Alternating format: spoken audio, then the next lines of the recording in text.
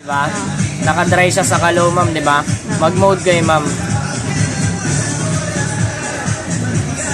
Hanggang pumunta ng cool. Tapos naka-eco siya, ma'am, diba? Maganda to gamitin pag gabi lang.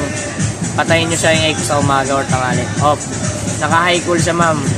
Pag gusto nyo naman, ma'am, taasan or babaan, ito, ma'am, yung tataasan yung temperature. Tataas yan.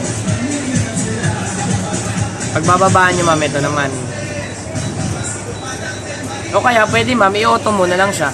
Siya na kusa mag, ano yun, tinan, ma'am, i-auto ko. O, auto. Ayan yung temp niya. Siya na. Pusa na yan talaga. Oo, naka-steady siya dyan. Ilang oras yan bago, halimbawa kung gabi ka gamitin, ilang oras Gusto siya? mo i-timer, ma'am? Hindi, kahit huwag na i-timer. Yung parang gusto mo siya mamatay mag-isa? Hindi. Hindi na. Kaya, ma'am, nasa inyo kung kailan nyo siya i-off.